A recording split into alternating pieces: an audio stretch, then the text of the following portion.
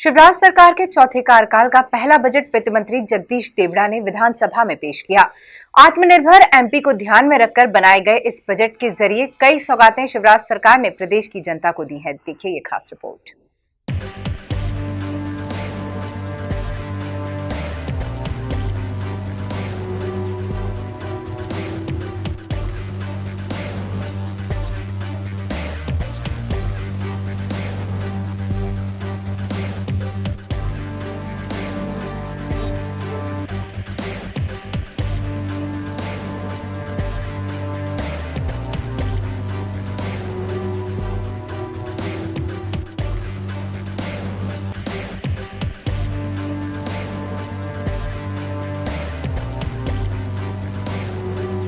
आत्मनिर्भर मध्य प्रदेश का संकल्प लिए विधानसभा पहुंचे वित्त मंत्री जगदीश देवड़ा ने राज्य का पहला पेपरलेस बजट टैबलेट की सहायता से पेश किया, जहां उन्होंने अपने भाषण में आर्थिक गतिविधियों को गति देते हुए लोगों के जीवन को सरल बनाने की बात कही। प्रदेश सरकार के बजट को सदन में प्रस्तुत करने के मिले इस सुअवसर के लिए मैं मंदसौर में विराजित भगवान पशुपतिनाथ के श्री चरणों का स्मरण करता हूं।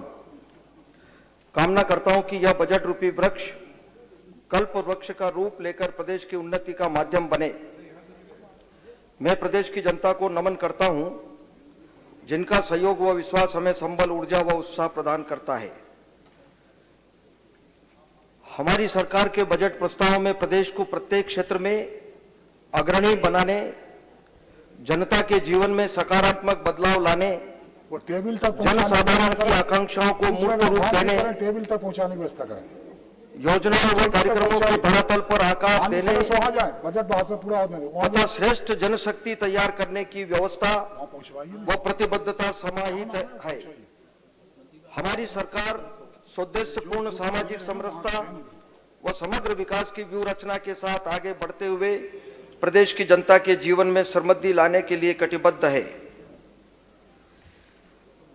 हमारी सरकार को मार्च 2020 में पुनः राज्य की जनता की सेवा का अवसर प्राप्त हुआ। उस समय हमें एक और विरासत में खाली खजाना मिला और दूसरी ओर कोविड-19 की विश्वव्यापी आपदा की चुनौती हमारे सामने खड़ी थी।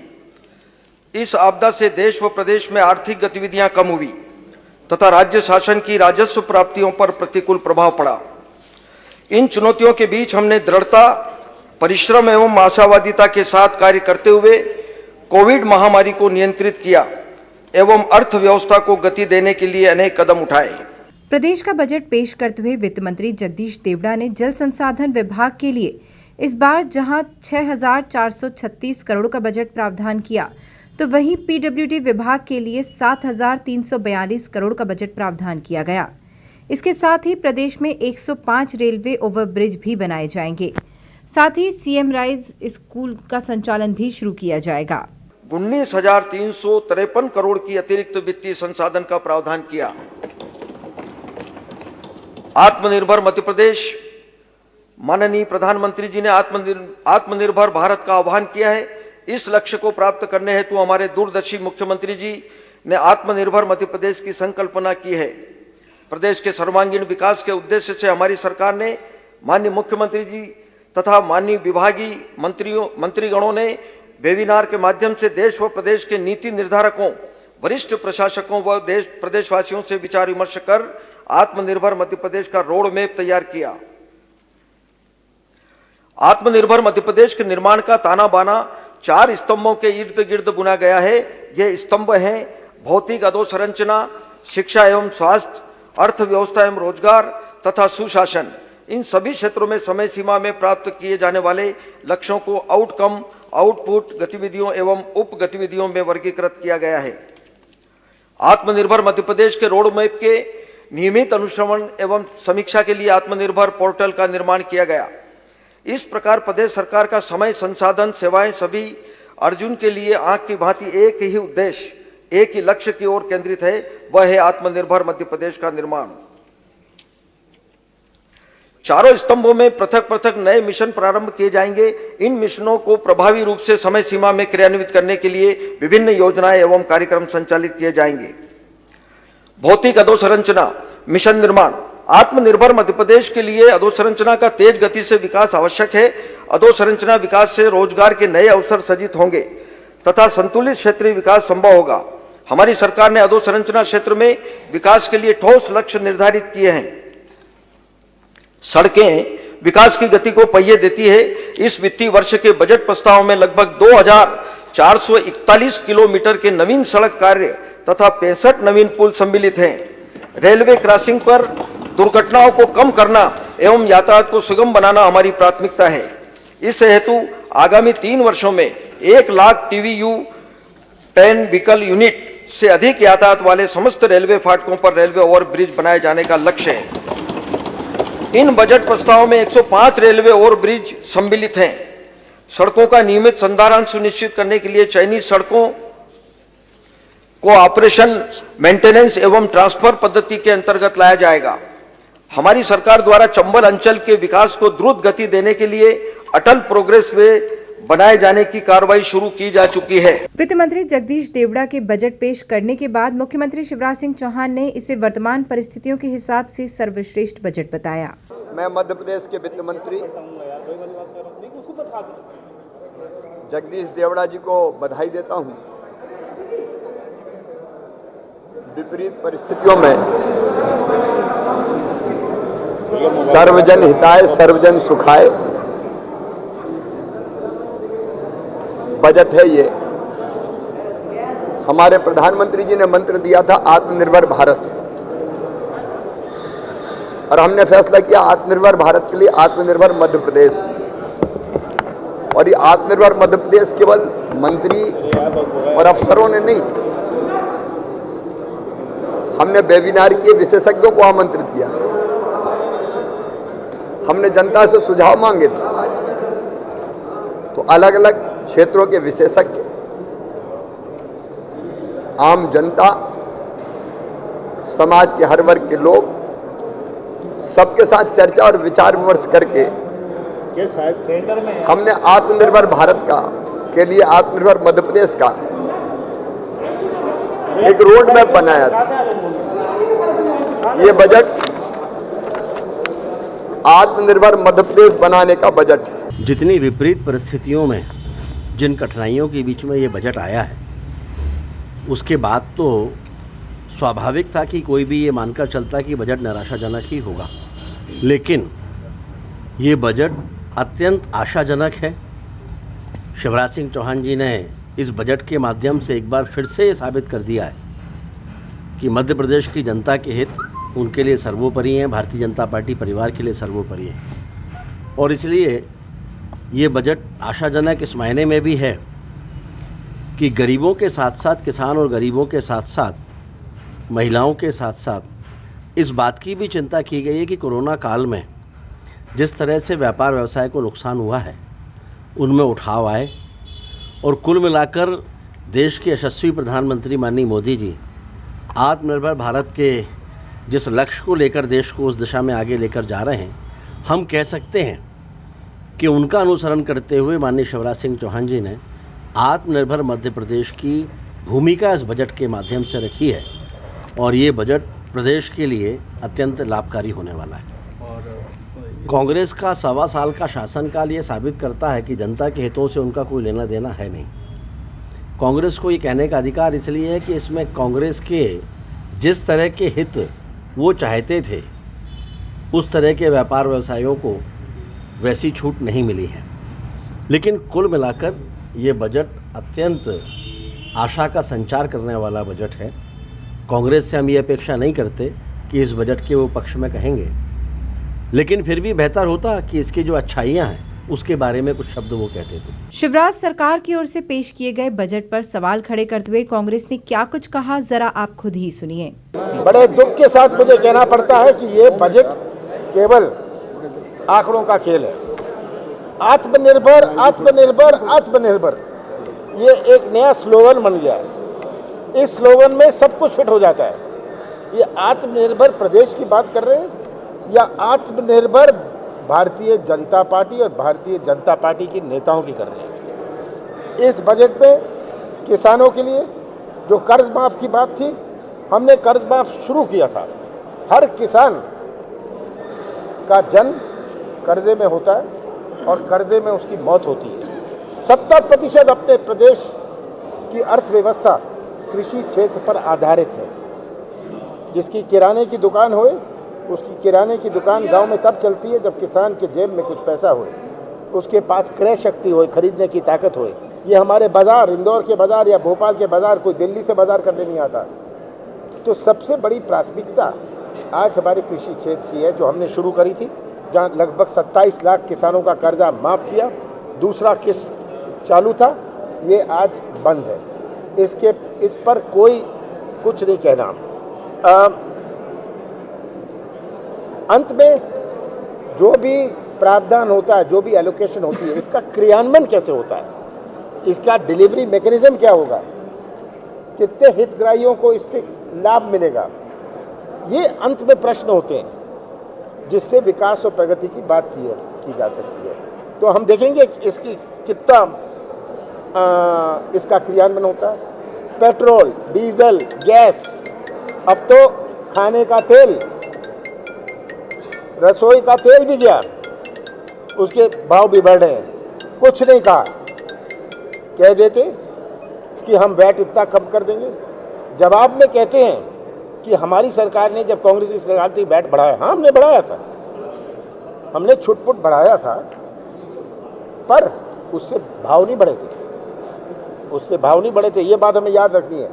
ये वैट और सेल टैक्स मैकेनिज्म जो है, इसको कैसे कैलिबर किया जाए ताकि भाव ना बढ़े, ये प्रश्न होता है अंत में। तो आज आम जनता पिट रही है पेट्रोल, गैस, डीजल, अब तो रसोई के तेल से। इसके बारे में कुछ नहीं। ये कह देते कि रसोई का तेल टैक्स फ्री होगा, कम से कम भाव तो रसोई में कम हो जाता।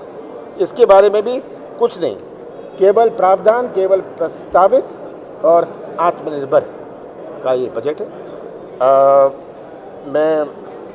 मुझे दुख है कि जिस दिशा में, जिस रास्ते में मध्य प्रदेश को ले जा रहे हैं, मध्य प्रदेश का भविष्य अंधेरे में है और सबको इसमें मिलकर मध्य प्रदेश की विकास की बात, मैंने कहा था, अगर विकास की बात हो, रोजगार की बात हो, ये सबसे बड़ी चुनौती है। आज रोजगार जो ये नई पीढ़ी है, जो ये मध्य प्रदेश का निर्माण करेगी भविष्य में, ये नई पीढ़ी का क्या भविष्य है, ये नई पीढ़ी के बारे में कुछ नहीं।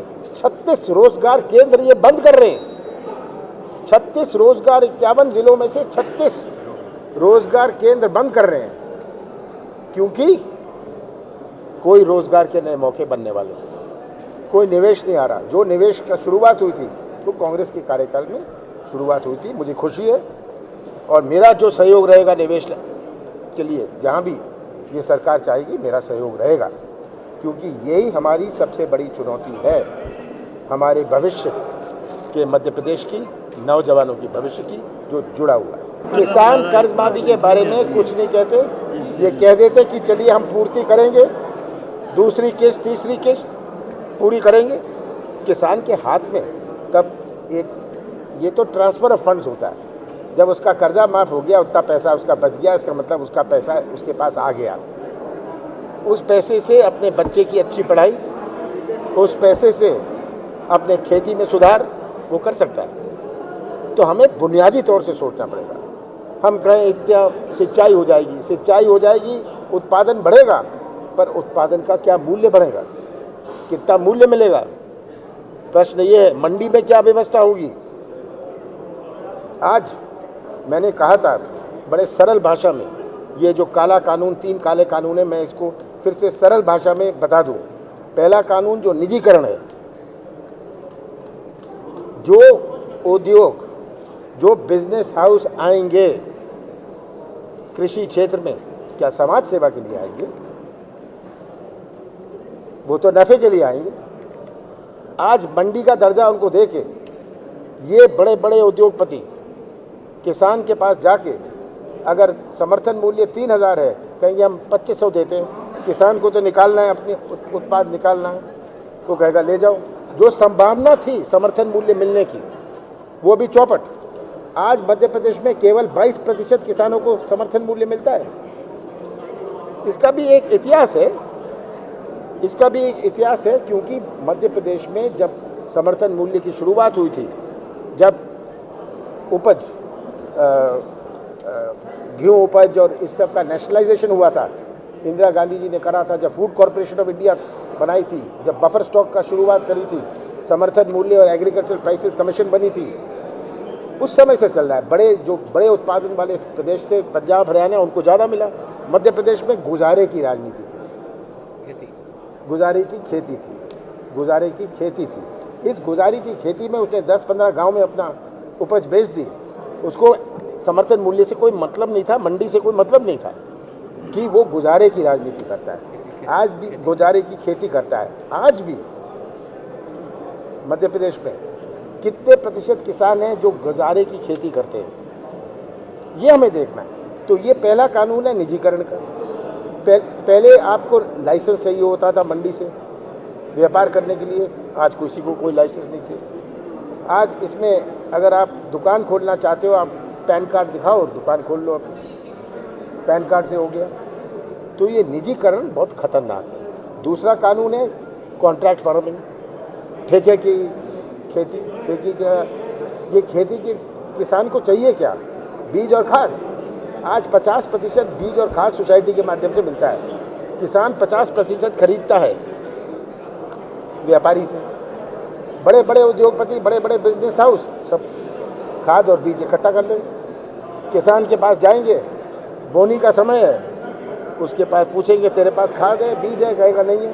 पूरा मौसम निकल जाएगा, बोनी होगी नहीं, किसान क्या करेगा? वो कहेगा ये लो, मैं देता हूँ तुम्हें बीज और खाद, तुम ठेके की खेती करो, इतना इसको बोए इस रेट में खरीदूंगा, और इसकी कोई अपील नहीं, कोर्ट में नहीं जा सकते, पुलिस में भी नहीं जा सकते।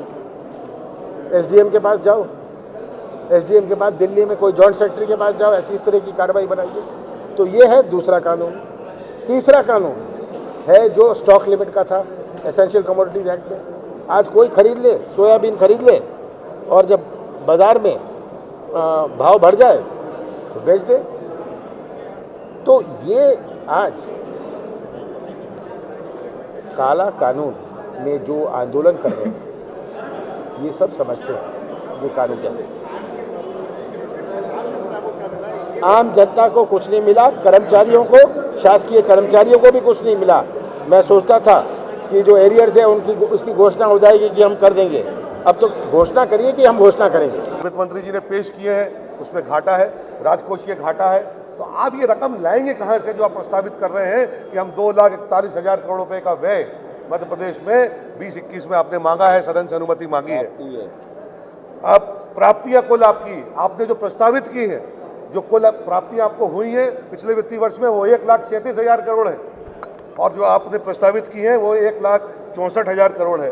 तो 1,64,000 करोड़ की प्रस्तावित प्राप्तियां जो आप कह रहे हैं हमें मिलने वाली है, उसके अगेंस्ट में आप 2,40,000 करोड़ रुपया कहाँ से खर्च करेंगे? मध्य प्रदेश की जनता को और कितना कर्ज के दलदल में धकेलेंगे? मुझे विश्वास है कि सकारात्मक सोच के साथ में जब हम बजट के चर्चा करेंगे और सुझाव देंगे, तो सरकार ने जो गलतियां इस बजट भाषण में की है, माननीय वित्त मंत्री जी उसको स्वीकार करेंगे और मध्य प्रदेश की जनता को एक्चुअल राहत जो चाहिए वो पूरी करेंगे। पूर्व गृह मंत्री बाला बच्चन ने शिवराज सरकार के वित्त मैनेजमेंट पर सवाल खड़ा करते हुए इस बजट को मायाजाल बताया। देखिए, आज जो बजट पेश हुआ है, हम लोगों को बड़ी उम्मीद थी मध्य प्रदेश की जनता की तरफ से कि सबके लिए, सर्वहारा वर्ग के लिए, सभी क्षेत्रों के लिए उपलब्धियां वाला बजट होगा। लेकिन मैं आपको बताना चाहता हूं कि आंकड़ों के मायाजाल के अलावा इसमें कुछ भी नहीं है। जब 4 और 5 तारीख को चर्चा होगी, बजट में 4 और 5 तारीख को चर्चा होगी, तब इस सरकार का और 1 साल की जो हमारी सरकार थी आदरणीय कमलनाथ जी की, दोनों सरकारों में जमीन आसमान का अंतर है, उसको मैं पूरा खुलासा करूंगा। जीडीपी देखिए, हमारी सरकार में 9.6% जीडीपी बढ़ी थी, इस सरकार में जीडीपी 3.37 कम हो गई है। लगभग 20,000 करोड़ की राशि की कमी आई है जीडीपी में। इसके अलावा जो कर्ज जो इनने लिया है, 47,101 करोड़ रुपए कर्जा, केवल 1 साल में कर्जा इतना लिया है, और घाटा 31,000 करोड़ का घाटा हो गया। लगभग 3,500 करोड़ रुपए की राशि जो केंद्रों का हिस्सा मध्य प्रदेश को मिलता है, वो अभी तक ये सरकार ले नहीं पाई है। तो केवल आंकड़ों के मायाजाल के अलावा कुछ भी नहीं है।